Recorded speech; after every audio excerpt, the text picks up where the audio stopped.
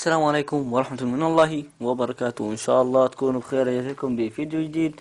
قبل نبدأ الفيديو صلي على الحبيب واعطي لايك، وقف الفيديو واعطي لايك. ومعانا زي ما انتم شايفين في العنوان هجمات من داخل كلان سيف المونستر، الكومنتيتر العراقي المشهور.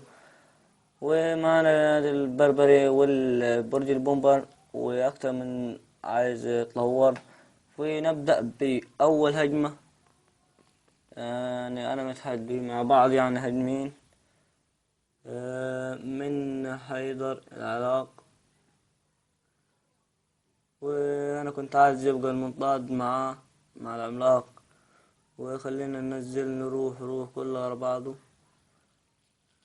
ويا شباب اكتبوا لي في الكومنتات أفضل استراتيجية أنت استخدمتها، لأن الاستراتيجية الجوبلينز اتشهرت وبقت كله يستخدم الأسهم، بقت يعني صعبة. واستنى اتعبى الإكسر. اوه الفارس ده والله معقدني. الفارس روح يا فارس. ننزل المضاد لي، نزلنا سكينة نتلاها والبرج دافع، لكن اندمجت جامد البرج. واكتبوا لي يا شباب افضل استراتيجية. ما انا مرة اقولها، اكتبوا لي لان والله حيران مش عارف اختار اي استراتيجية بين البالون مش بتضرب. نسيت انها بتضرب بس الدفاعات.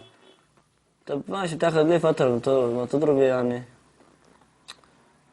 روح يا المنيون، نزل اسهم بسرعة، نقلنا الوضع. استنى يتعبى للكسر. اوه يا الفارس ده مسبب لي عقدة. طب ماشي، في سكورتي بيضرب فيك، مش راضي تضرب ليه؟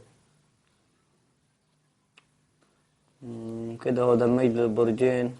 اصلا هو ليفل 5 وعنده فارس وانا ما عنديش. وان شاء الله ربنا يسترها. نروح عملاق عشان يندمج.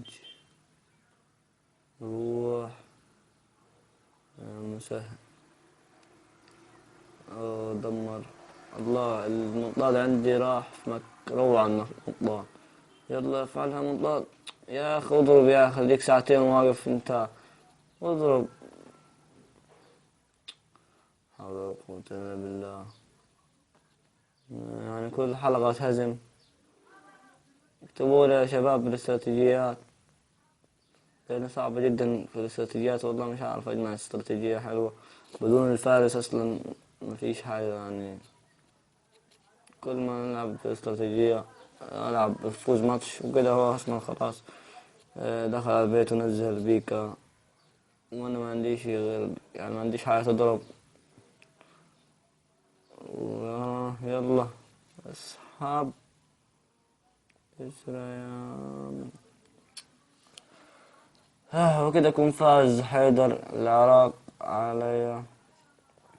وإن شاء الله يعني يكون عجبتكم الحلقة، ولا تنسى اللايك. وراح أوريكم دلوقتي أهو. ثواني اكتب. متغاظ الصراحة من الفارس.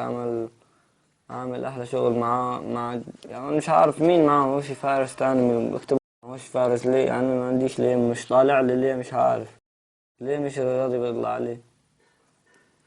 وزي ما شايفين الكلان العراق تشامبيونز، كلان جدا متفاعل. ووريكم دلوقتي سيف المونستر.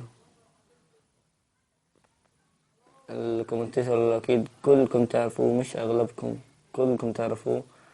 وحتى الآن بإذن الله انتظرونا، راح أعمل تحدي معاه وتحديات أخرى. في أمان الله.